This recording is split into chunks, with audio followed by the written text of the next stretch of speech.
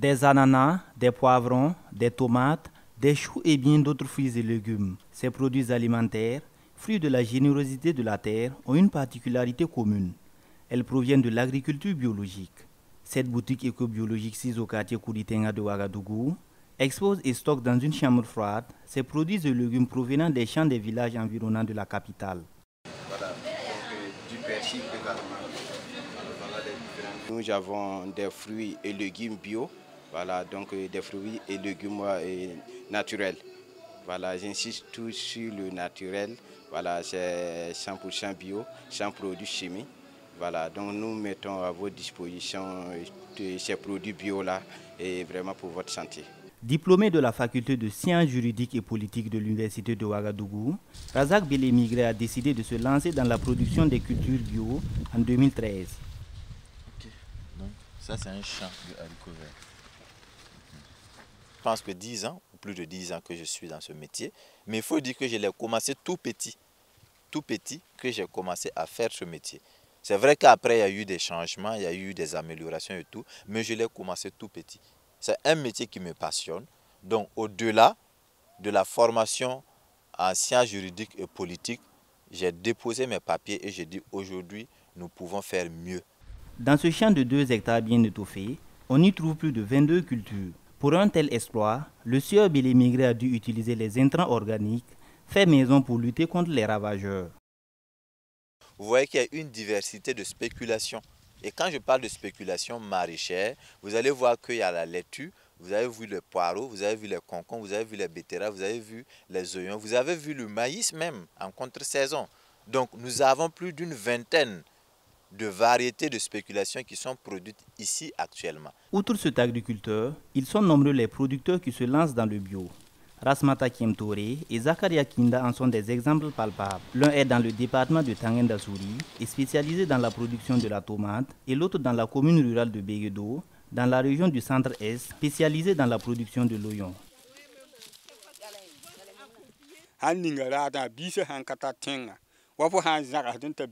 J'ai fait le choix de la culture hors sol avec les bois, car si les tomates touchent le sol, elles pourrissent vite. Ce choix aussi relève de l'esthétique, car mieux elles sont sur les bois, mieux elles sont jolies. L'avantage de ces tomates bio est que plus tu en consommes, plus l'état de ta santé s'améliore. Et enfin, elles sont plus avantageuses que les tomates conventionnelles.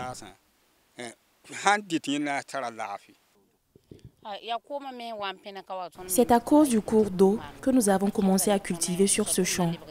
Dans ce jardin, nous produisons de l'oignon en majeure partie. Nous avons décidé de cultiver bio car il y a trop de risques dans l'agriculture conventionnelle. Les vertus liées à la consommation des produits de l'agriculture bio ne sont plus à démontrer, ce qui justifie ce sentiment de satisfaction des clients lorsqu'ils font leur achat dans cette boutique. Vu aujourd'hui les produits, ce que nous consommons aujourd'hui, il faut que ça soit bio. Parce que lorsque vous voyez un peu les OGM que nous consommons là, ça nous donne beaucoup de maladies. Donc nous avons choisi de consommer bio. Les produits bio sont certes très avantageux pour le bien-être des populations, mais leur consommation nécessite certaines mesures. Quand vous payez plus précisément les fruits et les légumes, parce que ça ne va pas au feu. Ça, c'est des aliments crus que nous mangeons. Ayez le réflexe de les laver dans de l'eau citronnée ou dans du vinaigre ou avec du bicarbonate ou du sel. Mais moi, je préfère plus avec le bicarbonate. La production des produits bio nourrit bien son homme. Ces spécialistes du domaine ont un chiffre d'affaires compris entre 500 000 et 1 million de francs CFA par mois, voire plus. Avec la production de l'oignon, je peux avoir 500 000 francs CFA en une seule vente, donc imaginez le reste. Avec ma production, j'arrive à subvenir à mes besoins et payer les frais de scolarité de mes enfants. Au mois de décembre, j'ai vendu d'abord mes tomates à 460 000 francs CFA, puis en début janvier, j'ai vendu 960 000 francs CFA et en fin janvier 2023, 810 000 francs CFA.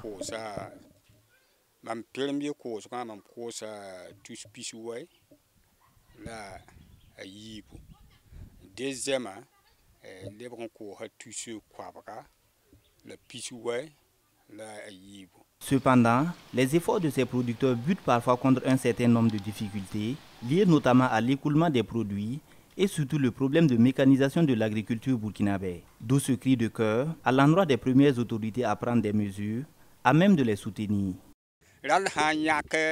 Nous rencontrons plusieurs difficultés dans le métier, mais la plus importante est celle liée à l'écoulement des produits. Et dans les marchés ordinaires, les commerçants veulent payer comme des produits conventionnels, ce qui n'arrange pas. Moi, ma plus grande difficulté est le problème d'engrais. Il coûte cher. Nous faisons des demandes d'aide, mais cela n'a toujours pas abouti. Sinon, tout mon jardin serait rempli.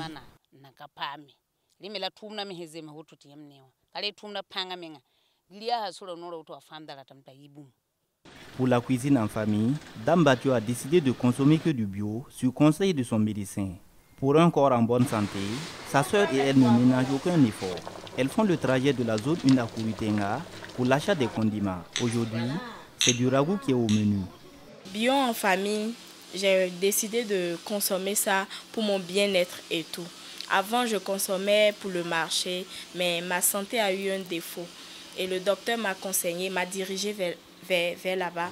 Et je vous assure que depuis que j'ai opté pour ce choix, je suis bien, ma famille se porte bien.